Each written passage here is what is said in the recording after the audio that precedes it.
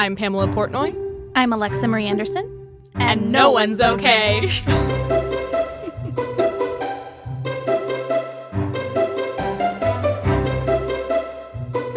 Hi. Welcome. We are back. We are back with a very lovely guest that I'm very excited to introduce. One of my good friends, Katelyn Martin. She is a dancer in Los Angeles. And Katelyn, tell us about yourself. Tell us about your journey here. So I am, like Alexa said, I'm a dancer and I've been living here, oh my goodness, for 12 years now. And I first came from New Hampshire and then I came here for college and I was like, oh, the weather's so nice. Like I can be outside all year round. And so I have not left yet. Where'd you go to college? I went to Loyola Marymount, like right by the airport. Oh, I'm familiar. Yes. I've done some short films with Loyola Marymount. Oh, was it like a good experience or no? Oh, yeah. Really good. Oh, okay, good. Really good. It's a beautiful campus. I feel like I've been on it before. Yes, I loved going to school there, but that is where all my tuition money went, is like definitely the landscaping, and it's really pretty. It's worth it. It's worth it. It is worth it. Yeah, I actually had a ton of film major friends in college, and so I feel like I was always like watching their short films and going, into the theater and whatever, all that stuff. Yeah, Katelyn likes to downplay herself as just a dancer, but she's capable of also singing and acting as well, which she will not mention on the regular, but it's the truth. The singing is very questionable.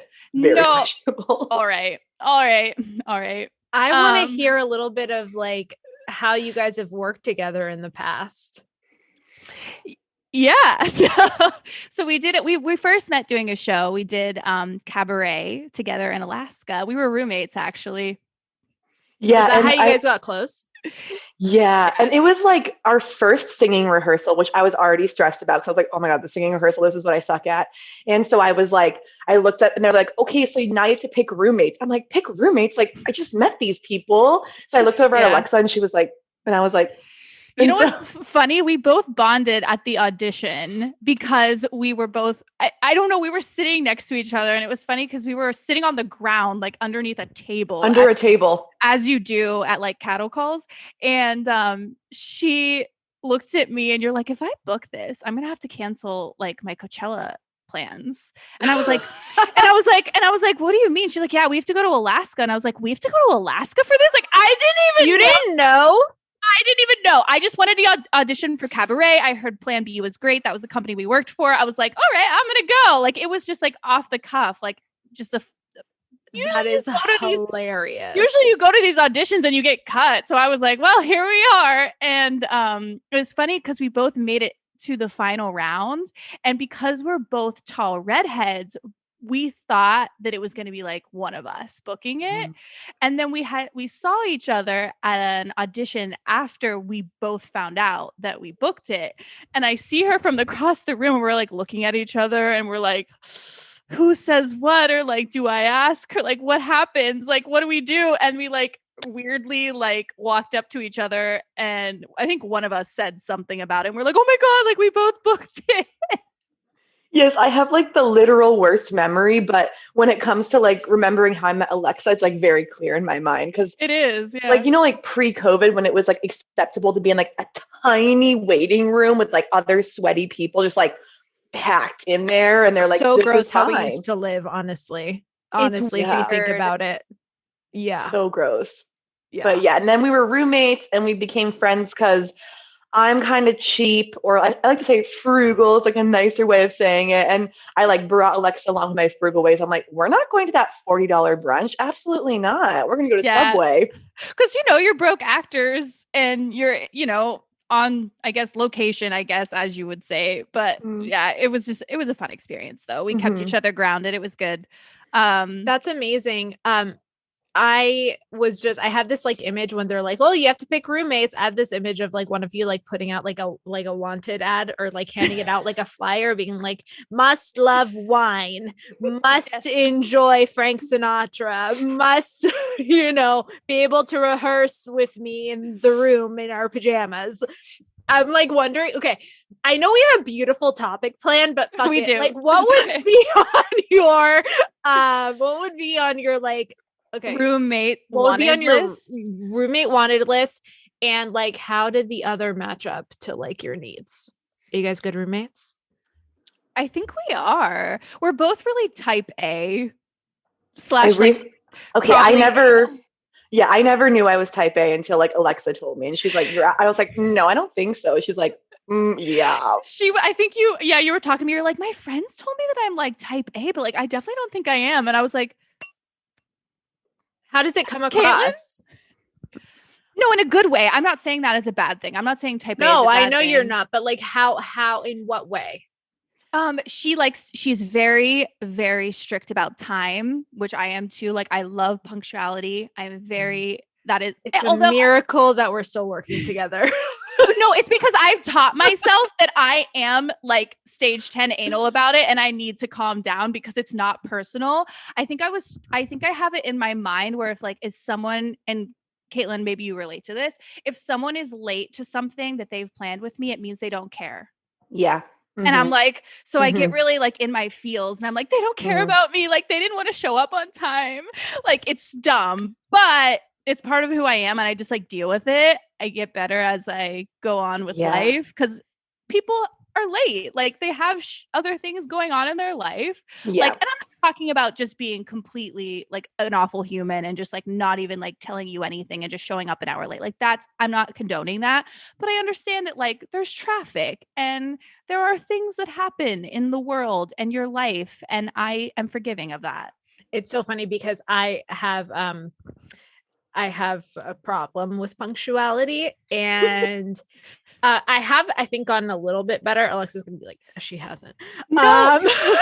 But I feel like I have, because anytime like this used to be me. Like if I had plans with friends, I would 1000% be 20 minutes late consistently all the time. And I will tell you, I fully understand that why people think like, oh, it's because they don't care. But I would argue it's because like we care too much. And we're like, trying to like look nice and like, oh, like maybe bring like something special to the gathering. And like, I got in over, my eyes were, bigger than my stomach in like my goals for the day. And then I just lost track. Yeah. And I think I know, like, I know you as a person, Pam. So like, I feel like I know how you operate and I know that's what's going through your mind. I think it's with like new humans that I'm like, how dare they? They weren't even thinking about my time. My time is valuable. I'm the worst. Yeah. I'm the worst. No, you're not. That's normal. I'd be pissed if it was a stranger. Like if I was meeting someone for a first date, like dates, and they were late, I'd be Katelyn pissed. has a story. Katelyn, what happened, Katelyn? Tell her about. Go for it. You know what I'm talking about. I went on maybe like 8 dates with this boy, and when I say he was late every single time, like every single time. So after date like 3, I was like, hey, I was trying to be so nice about it. I was like, just so you know, like time's really important to me, and like I find it rude when people are late. And he was like, oh, totally. And then he had these excuses, and I was like, okay, whatever. And then he continued to be late. And so I literally had to call him and be like, I'm sorry, I can't continue seeing you because you're always late. He's like, that's the reason. I'm like, yes, it's important to me. And I communicated that, and then you didn't listen. What would the excuse be when he would be late? It'd be like a variety of things, like, oh, like I was working and then like, time got away from me, which I think we all can relate to, like totally okay. But then sometimes it's like traffic. Oh, I was grabbing food. Oh, and it's like, okay, sure. All of those things separately, but like every single time after I already told you, like you'd think you'd be 10 minutes early. Yeah. Also, I think your birthday was a huge one too, because he showed up. Oh my God, yes. Yes, we were going to a bar. Am I allowed to say the name on the podcast? The name of the bar? Why not? No. Okay, so we were going to No Vacancy, which if you're familiar with LA, like always has a long line. So I told everyone like, that's the first place I hung out with you, Katelyn. Yes, and I love it. It is. Yes, we do love it there. You got to get there early. Like even if you're like a female, like you got to be there early. So I told all my male friends specifically, like, hey, you really want to be there early, you're going to get stuck in like a 2-hour line. And then of course he was late and he's like, I just don't want to wait in a 2-hour line. I'm like, yeah, no, that's understandable. Like, I wouldn't want to wait in that line either, which is why I told you to get here at a certain time. So he didn't end up making it into the bar for her birthday, which was the end of that relationship. I was mad. Wow. I don't think I'm high maintenance, but like time is the one thing where I'm like, Especially like towards the beginning, you know, Yeah. you want to, you Mhm. know, like yeah, I don't think I don't want to say never because I'm probably blocking it out, but like, I think you're trying to put your best foot forward. And especially because you had to talk with him about it. And I thought you were very diplomatic about it. Like he should have known that it was kind of important to you. mm, Mhm. Yeah, I feel Mhm. like you communicated that quite well. So, I tried. and the fact that he didn't really care.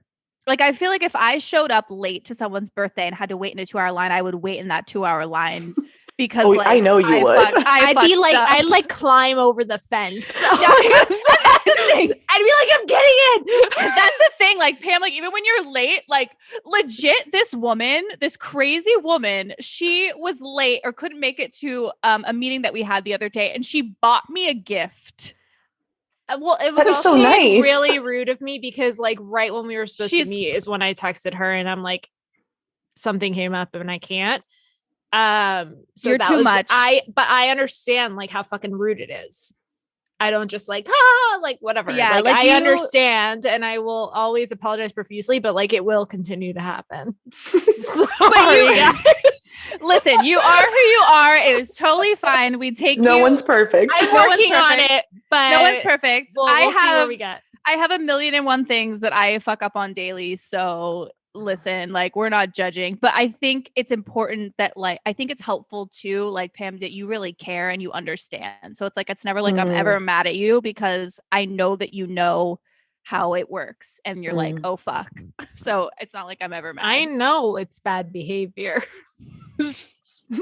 Hopefully it'll transfer to my behavior.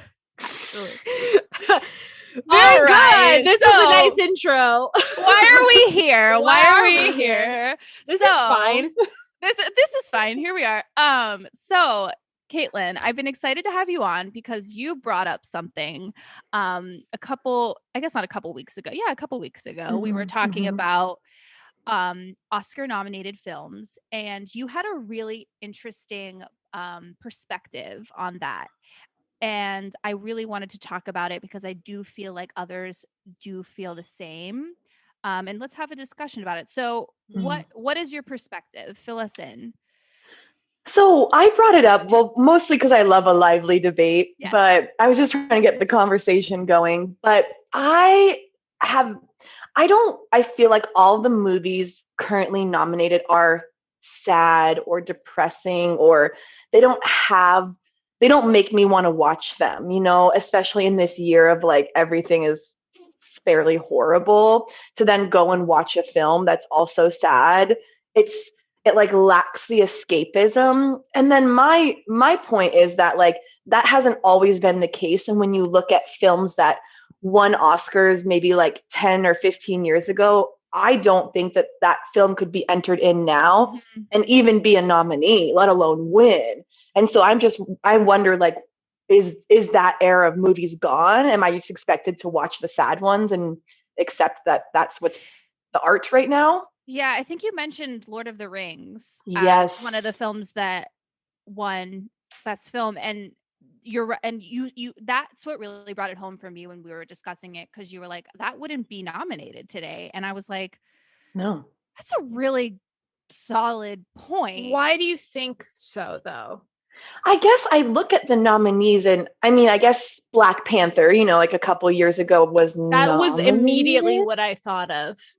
Yes, but I see that as an anomaly. Like, I mean, like that was a great film, and I was excited it was nominated. But I think when you look at like the action movies, like, I mean, there really aren't that many that are nominated. And I guess I was telling Alexa, I'm like, I don't necessarily have the best ground to stand on because I do not work in the film industry. I'm not an actress. Like, but you are. You do act. But you're the audience, so I think that's important.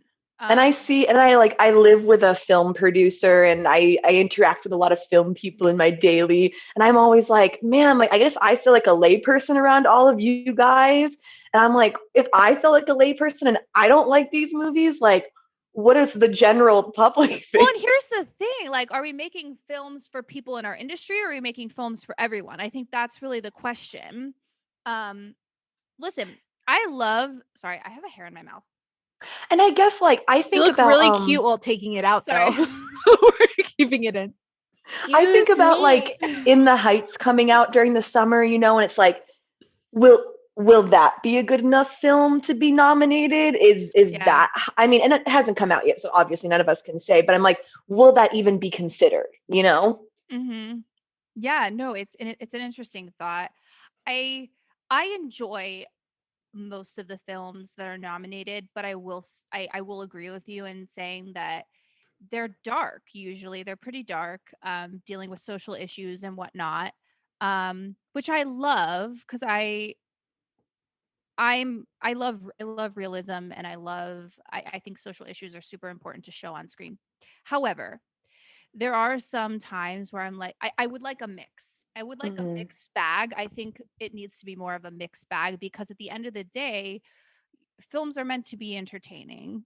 Mm-hmm. Um, and I mean, yes, they're supposed to make you think and question and learn and all the things, but yeah, I like to laugh as well and feel, all the heartfelt things. And so it's an interesting, and you're not the only one that's mentioned this to me. I've had a couple people in my past say a few things, like they say that they don't watch the Oscars anymore because of that reason. Um, so yeah, I feel like that wasn't a legit like stance, but because I was kind of on both ends, but that's very on brand for me. Bam, what do you think? I think a lot of things. I think there are so many sides to kind of look at. I believe that films can fill a variety of purposes. I think that entertainment is super crucial. Escapism is super crucial. Like, I think that at the end of the day, we're creating art for people to enjoy. And I think that a part of me does agree with what you're saying, Katelyn, that sometimes those films aren't given the recognition they deserve because they're not deemed as serious or as serious. I don't know the grammar on that one, but the other thing is there's this whole like other aspect going on, which from what I've seen and from what I've heard is that, and I could be wrong, come at me, industry, a lot of like the nominations depend a lot on like the marketing of the film and how much money the studios and producers have at their disposal to market the films in a certain way. I used to watch the Oscars religiously, but I'm one of those people, like, I haven't really watched them. I don't really put too much stock in the awards. I love watching for the fashion, and I watch to see like who got recognition and watch some of the speeches. But it I feel like people are gonna get mad at me, but like I don't think it's because it does mean something, but also it's like there are some perfectly wonderful performances that I've seen that didn't get recognized, perfectly wonderful films that didn't get recognized. I just feel like part of it is political. And I don't know what other parts are in play. So I feel like that's like a component that like I don't understand as much.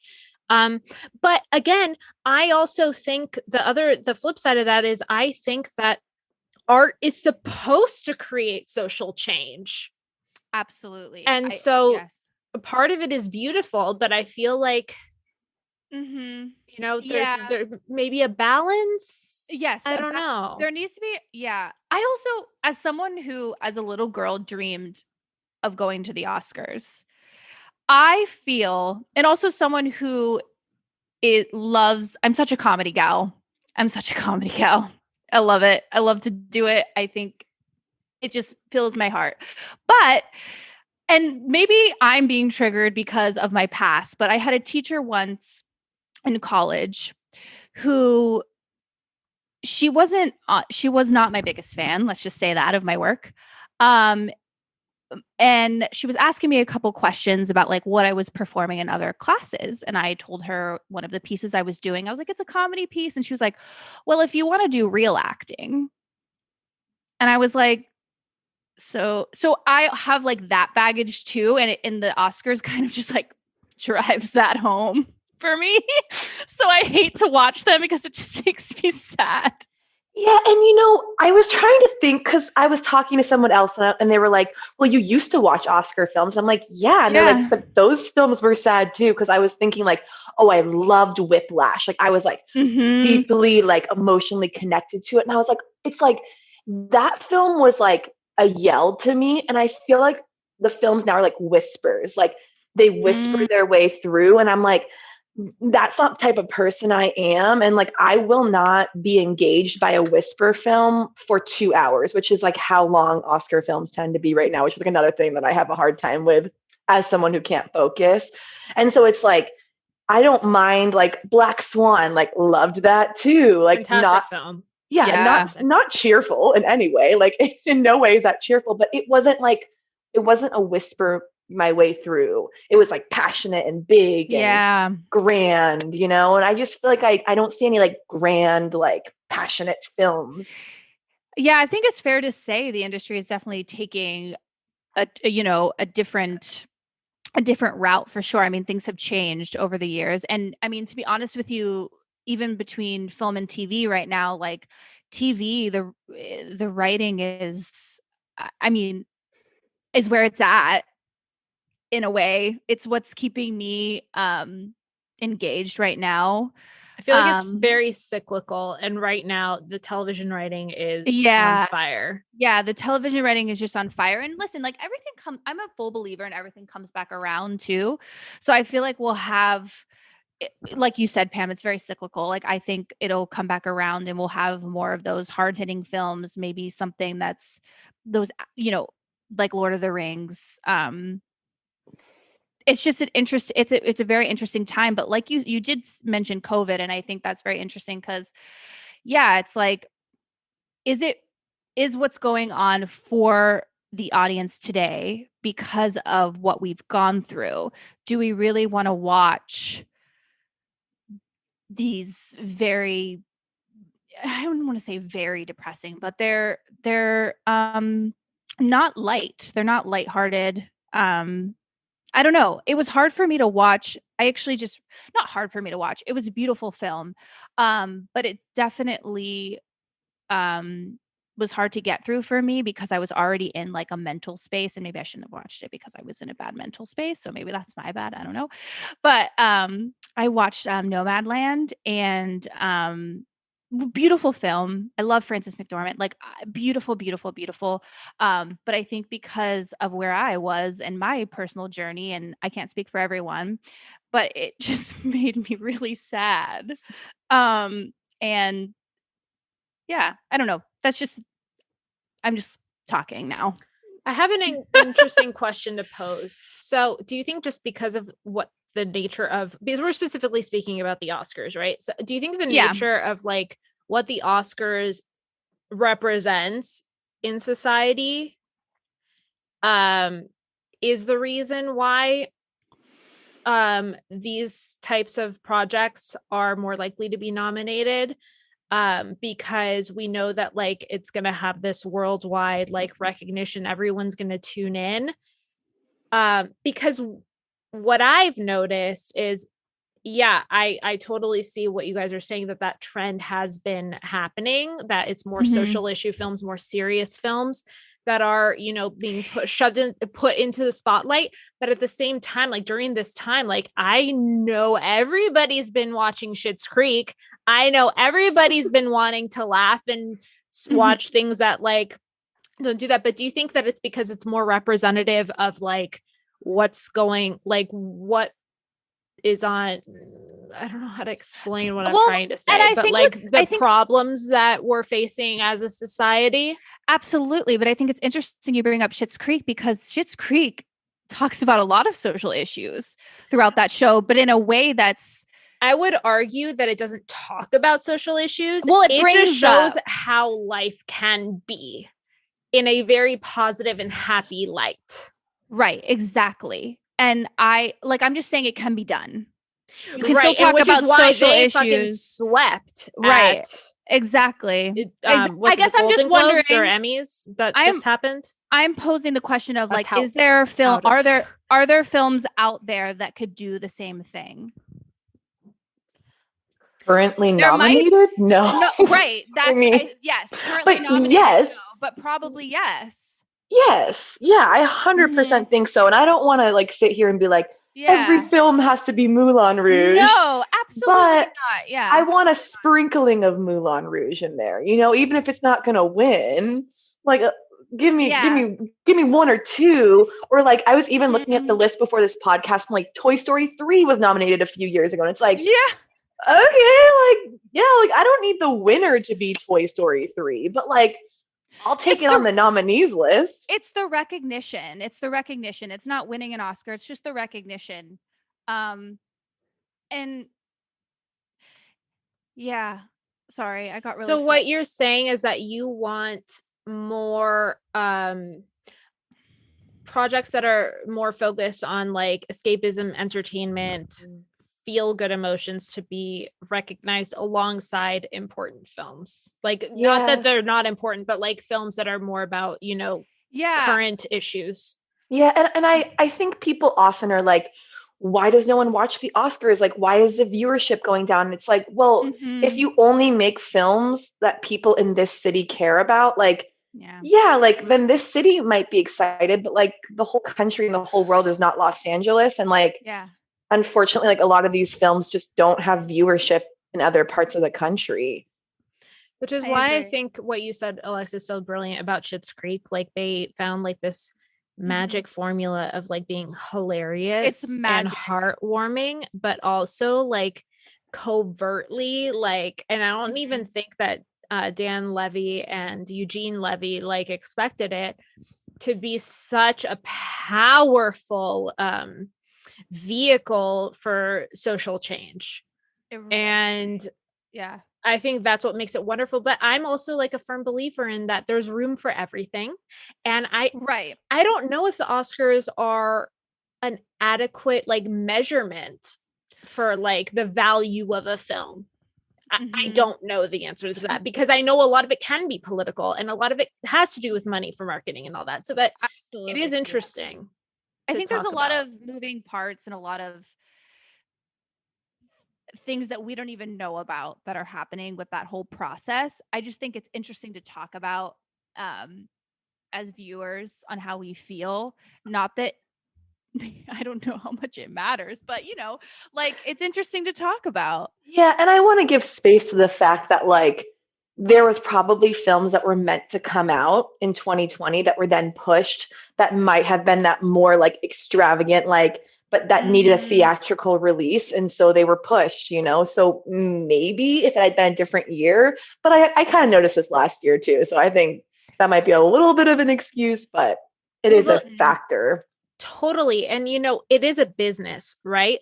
So I feel like a lot of studios, producers are looking for projects that are hot right now, right? And a lot of what is important to our current climate are these social issue films. And so I do feel you're right, Katelyn. I feel like films that don't really fit that mold are going to be, you know, pushed aside. And I think it's fair to say, like, I mean, television absolutely follows politics. And so obviously films are going to as well. that's part of the nature of the business as well. I've noticed through that, like just thinking back on years of like television shows that have come out and pilots and things, they typically follow what's happening in the world, which I think is beautiful. And I think that needs to happen. I think, and maybe I'm just like obsessed with Schitt's Creek, but I'm like, everything needs to be like Schitt's Creek. If it's not Schitt's Creek, I'm not watching it. Yeah, and here's the thing. It's like, I watched the Hillary documentary on Hulu and loved it. But then in the same breath, I haven't. like, Was it good? oh, it was Pam. amazing. I mean, Okay. I think Alexa knows I'm a Hillary stan, so I'm definitely biased, but it was it's very beautifully good. done. I'll check it out. But in the same breath, I go on MTV and I watch MTV's The Challenge, season 36. So it's like, I mean, You're a well-rounded woman. I like garbage and the quote unquote good stuff. She's also a Jersey Shore fan. Oh, I love the Jersey Shore. What do you love about it? It's that, like, I think I have that, like, I think a lot of us have that, like, fun side. It's like, we love to go out, we love to drink, we love to hang with our friends. And it's like literally watching that on TV and like, they're such hot messes, but they own it. And they're like, this is who I am. Like, I'm just a hot mess. And I'm like, yeah, me sometimes too. Like, it's just fun to watch. That really you funny. said that so beautifully. Like, I would have never thought about it that way. And it's so accurate. I feel like that's why people enjoy reality television, is the relatability that they kind of secretly find in their plot lines. That's fascinating. Yeah. I brought some quotes and I wanted, and it might be like against our like current like thesis. But I was just interested. Art is a tool by which society extends its perception. What do we think of that?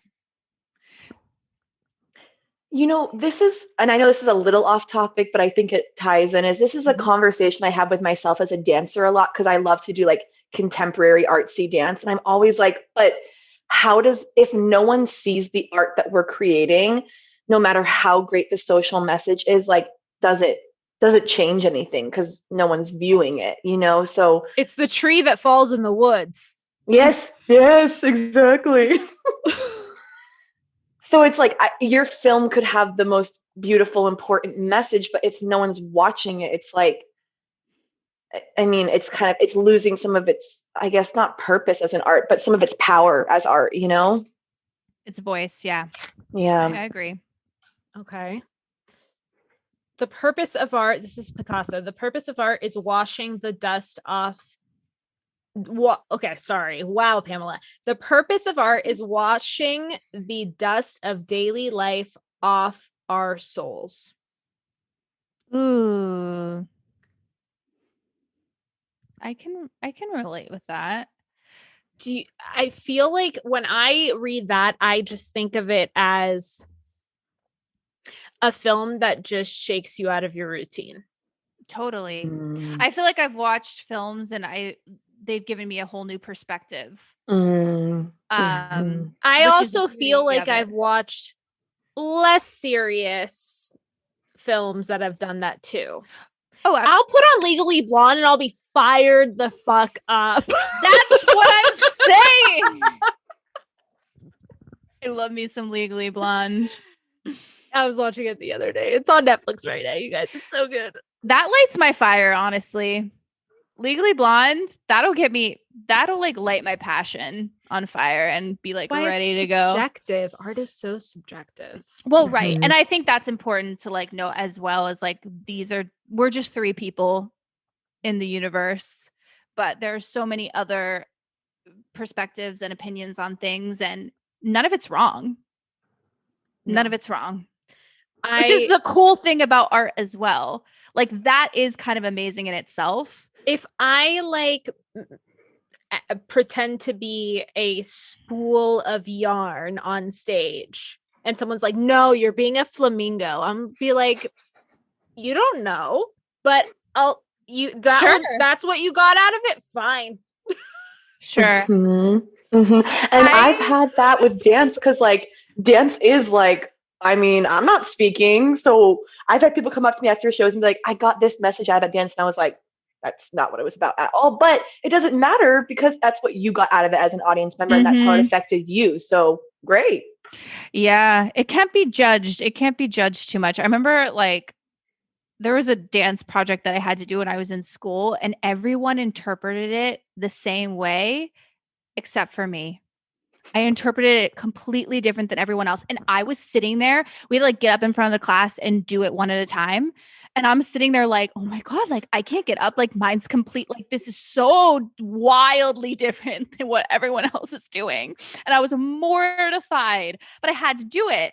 So I got up and like pretended to be confident as you do and did it. And I was so embarrassed. And I went to my teacher afterwards and I was like, I'm so sorry. Like, I really like fucked that up. Like, can I do it again? She's like, no, like it was fine. Like, it's how you interpreted it. She was actually an amazing, amazing dance teacher.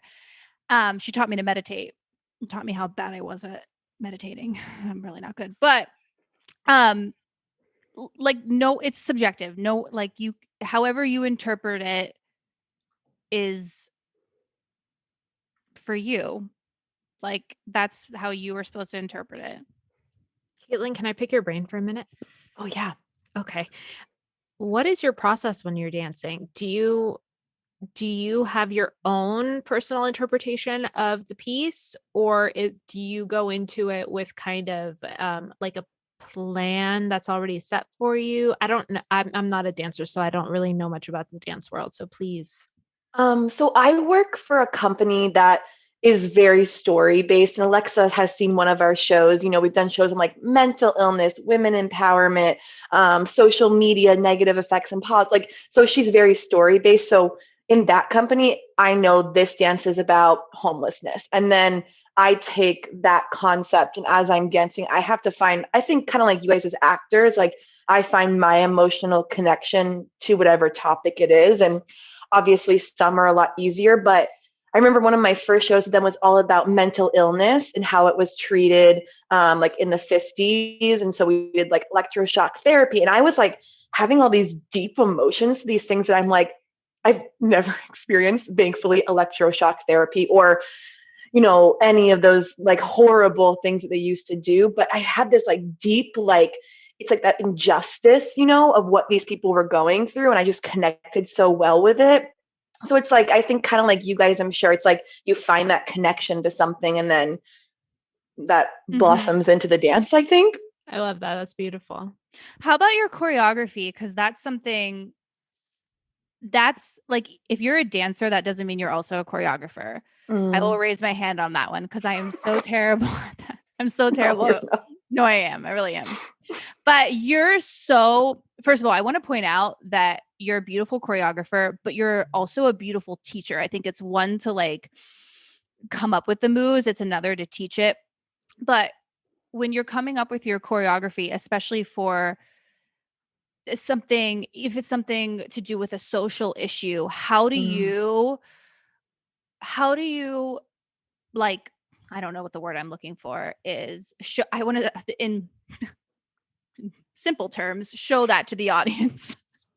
Yeah, I mean, I know this is going to sound lame, but it's like I literally have to like feel it first. And I'm like, how does this feel in my body? Does it feel like strong or like a statement? Or does it feel like whimsical and light? Like, how does that base emotion feel? You know, and then from there, I can kind of build on like, oh, okay, like this is choreography for a cutesy part of a musical. So it's cutesy and light and fun, or like this is choreography for a deeper, darker topic that makes me feel like grounded. So my movement's going to be grounded, you know? And just that baseline of starting with the emotion inside and then letting it come out gives me a good building place. And then from there, I just try to make it look hopefully good. No, I think your passion so much. I think it's fair to say like you're discovering the physicality of the character or whatever you're becoming when you're dancing, which is, I mean, like I said before, you're also an actor as well, like dancing and acting. What you're describing is acting. Yeah, exactly. I can't say the words though. I'll show it on the Listen, face. it's a different, here's the thing, like it's another form. It's another form of acting for sure. Physicality is a huge part of a character. Mm. If you're an actor and you're just up here and you're not connected Mhm. to your body, you're probably not doing the best that you can. Mm. So Yeah. what you're describing, and I love the passion that you described what you do with. Like it fucking radiates off of you. I have a fun job. I think like you guys, you know, like we have fun jobs sometimes. Yeah, we Hell do. yeah, we do. Sometimes no, but like a lot of the times, yeah. Yes, a lot of the absolutely. times, yes. Yeah. Absolutely. Yeah. Alexa, is it time? I think it is time. Okay. Would you like to do the honors, Pam, or would you like me? I would like to. Okay, go for it. Katelyn, are you okay? I'm going to say today I am okay. Yeah? What's going there's- on? I had some news today that I was like, that's going to make me feel not okay. But, you know, I talked to my mom and I was like, Mom, blah, blah, blah. And she was like, you can't think of it in this perspective. You have to think of it as like, instead of you didn't get something, this is a new opportunity for you to be like, okay, there's something else. So I'm feeling okay that I can maybe potentially have free time to do things I like more than the other things I was already doing, you know? It sounds So like you're better than okay. You are. I like Wow, that shimmy thanks, so guys. much. You're definitely No, better than okay. I have to remember it's a podcast, so doing shimmies doesn't always translate. I will always tell the audience what I'm watching. Okay. Oh yeah, she's a beautiful shimmy. Pam's really good at that. I'm not. I'm always talking with my hands and like doing like weird facials, and she's And then like, I have to describe it. This is what happened. Yeah. Yeah. Alexa, Yes. are you okay? Oh gosh. Oh God. I'm like certainly not well. Okay, tell me. So, I mean, guys, I don't know if I can even go into this right now, but there's always a saga with my car. If you know, like Pam knows, Katelyn knows. We do know. We know. I also think it's hilarious because I feel like at this point I should just like sell my car to someone who knows cars, because every time I take it into the dealership, they geek out over it because apparently I know. So I have a Beetle, but they don't sell Beetles anymore. Number one. Number two, apparently my color is extremely rare. So they always tell me, I know, they're always like, you need to keep this car. But guys, let me just tell you something. This car, she is high maintenance. She's a touchy broad.